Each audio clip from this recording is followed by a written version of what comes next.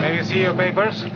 I don't think I have them on me. In that case, we'll have to ask you to come along. Wait, it's possible that, yes.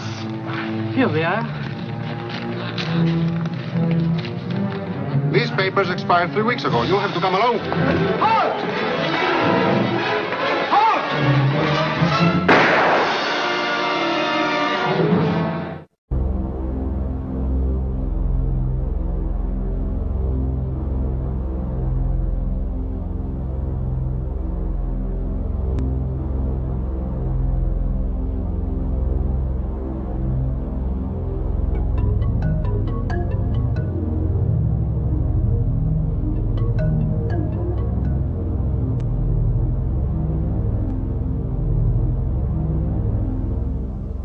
It is time to wake up, America.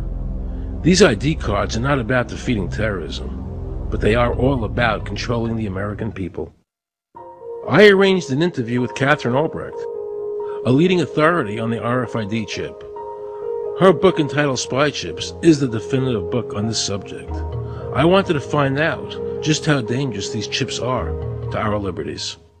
RFID is a technology that uses tiny computer chips the size of a grain of sand or even smaller, hooked up to miniature antennas to transmit information about items at a distance. Back in 1999, Procter & Gamble, Gillette, and MIT got together to find a way to commercialize this technology and make it small enough, make it efficient enough, and make it low cost enough to, essentially, their dream is to put one of these tiny computer chips on every physical item manufactured on planet Earth. The latest technology for identifying people at the point of sale, for identifying people when they make purchases, is actually the implantable chip that you can actually embed directly into human flesh.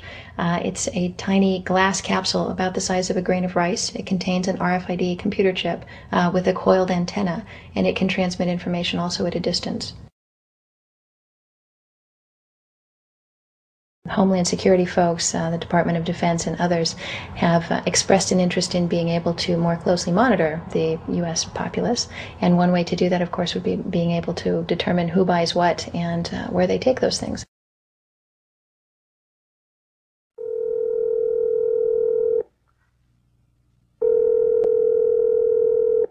Pizza Palace, guaranteed hot in 30 minutes or it's free. This is Mary. May I take your order? Hi, Mary. Yes, I'd like to order. Is this Mr. Kelly? Yes? Thank you for calling again, sir. I show your national identification number as 610-204-999-8-45-5461. Is that correct? Yes. Thank you, Mr. Kelly. I see you live at 736 Montrose Court, but you're calling from your cell phone. Are you at home? I'm just leaving work, but I'm... Oh, we can deliver to Bob's Auto Supply. That's at 175 Lincoln Avenue, yes? No, I'm on my way home. How do you know all this stuff? We just got wired into the system, sir. Oh, well, I'd like to order a couple of your double meat special pizzas. Sure thing. There'll be a new $20 charge for those, sir. What do you mean? Sir, the system shows me that your medical records indicate that you have high blood pressure and extremely high cholesterol.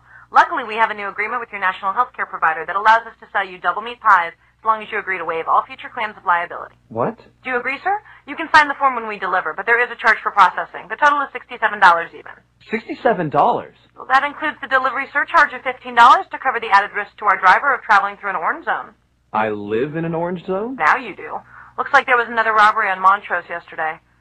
You could save $48 if you ordered our special Sprout Submarine Combo and picked it up yourself.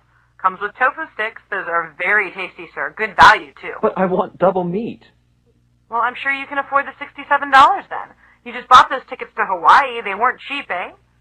Oh, but I see you checked out the budget beach bum at the library last week. Up to you, sir. All right. I'll get the Sprout subs. Good choice, sir. Gotta watch that waist if you're hitting the beach, eh? 42 inches.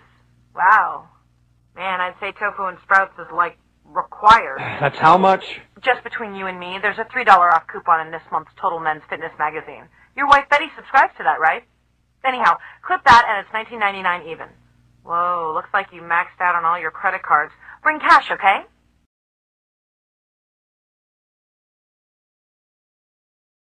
PLD stands for Personal Locating Device, which is an implantable GPS for which our company owns a patent. The hybrid of the two of these products, being Digital Angel and Verichip, is what we call PLD. PLD should be in prototype form by the end of this year, by December of 2002. We have a Florida family who are really pioneers in a brave new world. They have volunteered to be the first ever to have microchip identification devices implanted into their body. After 9/11, I was really concerned with the security of my family. In the 1960s, Professor Jose Delgado took a normally hostile bull and implanted electrodes into its brain. Electrodes that could be activated by a radio transmitter.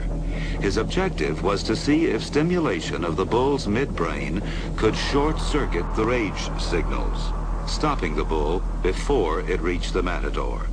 After the bull had recovered from the implantation and in mid-charge, the button was pressed. The bull's aggression ceased instantly. A clearer experiment was performed with cats. In this classic example, the hypothalamus, the rhythm maker, was implanted with electrodes. Could it be responsible not just for rhythms, but also for rage? The switch is turned.